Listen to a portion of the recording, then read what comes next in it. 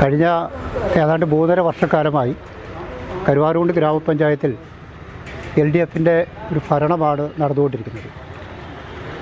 അതിനു മുമ്പ് ഏതാണ്ട് 5 പതിറ്റാണ്ട് കാലം ഈ കരുവാരുകുണ്ടിൽ അധികാരത്തിലിരുന്ന UDFിൻ്റെ ഭരണസമിതിയെ മാറ്റി നിർത്തിയ ജനങ്ങൾ LDFിന് അധികാരം കൈമാറുകയായിരുന്നു. ആ ഭരണസമിതി ഈ കുറഞ്ഞ കാലത്തിനിടയിൽ ജനോപകാരപ്രദമായ ഒട്ടനവധി പദ്ധതികൾ നാട്ടിൽ നടപ്പിലാക്കിയിട്ടുണ്ട്. അതിലൊക്കെ ആസൂത്രണ സമിതി ഉപാധ്യക്ഷൻ എന്നുള്ള നിലയിൽ ആ ഒരു ആസൂത്രണ സമിതിയുടെ കൂടെ പങ്കിട്ടു. ഇവിടെ ഏതാണ്ട് കഴിഞ്ഞ 3 വർഷം കൊണ്ട് 600 ആളുകൾക്ക് വീട് നൽകാൻ നമുക്ക് കഴിഞ്ഞിട്ടുണ്ട്. എന്നാൽ നമുക്കറിയാം, കഴിഞ്ഞ 50 വർഷക്കാലത്തിനിടയിൽ UDFിൻ്റെ ഭരണകാലത്ത് ഇതിൻ്റെ പകുതി വീട് പോലും നൽകാൻ ഇവർക്ക് കഴിഞ്ഞിരുന്നില്ല. ഈ 3 വർഷക്കാലം കൊണ്ട് 600 വീട് കൊടുത്തു.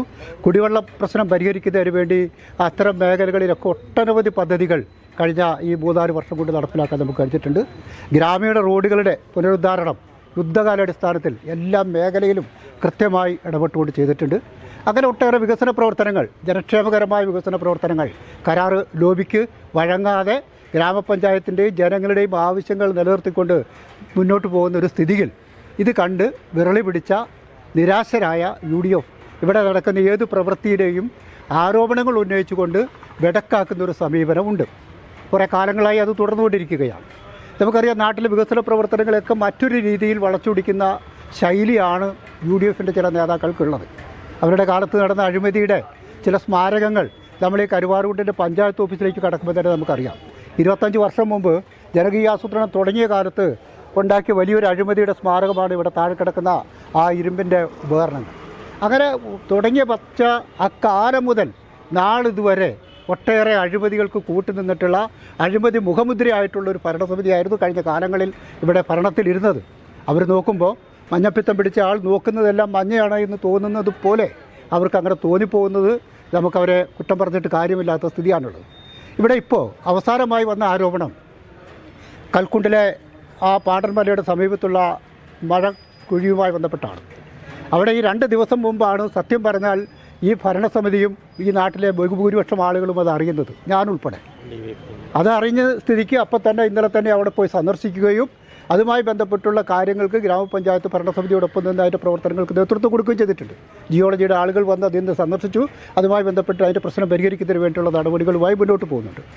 അതോടൊപ്പം തന്നെ റിസോർട്ടുകളുമായി ബന്ധപ്പെട്ട് നാട്ടിലൊട്ടേറെ റിസോർട്ടുകൾ വരുന്നുണ്ട്.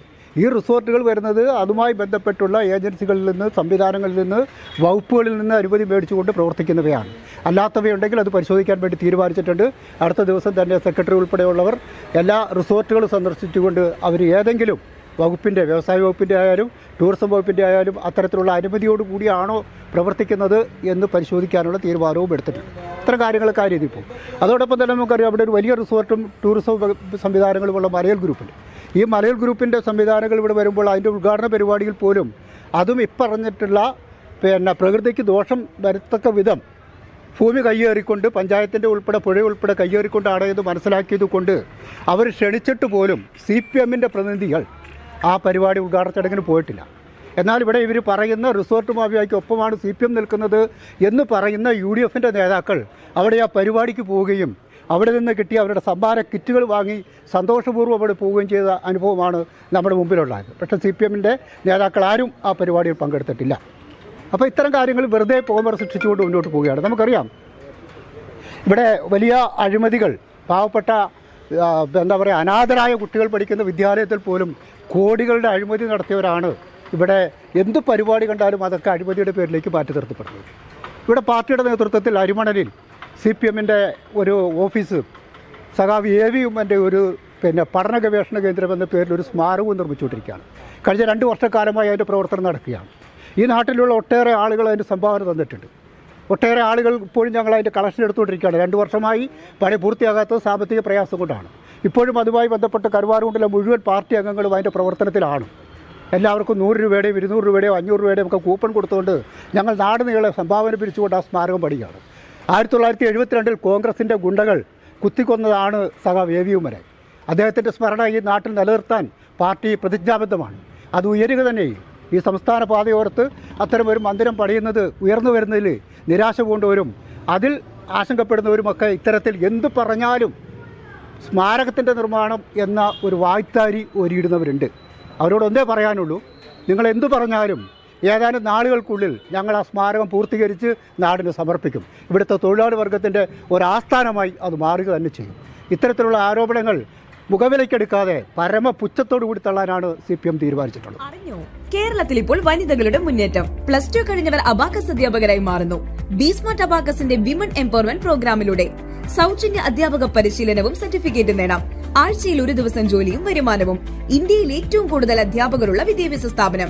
20,000-ഓളം വനിതകൾ ഈ പ്രൊജക്ടിന്റെ ഭാഗമായി അധ്യാപകരായി ജോലി ചെയ്യുന്നു. ബി-സ്മാർട്ട് അബാക്കസ് ഇപ്പോൾ കേരളത്തിലെ എല്ലാ വാർഡുകളിലും. കൂടുതൽ അറിയാൻ ഉടൻ വാട്സ്ആപ്പിൽ ബന്ധപ്പെടുക. B-smart abacus 9447164411.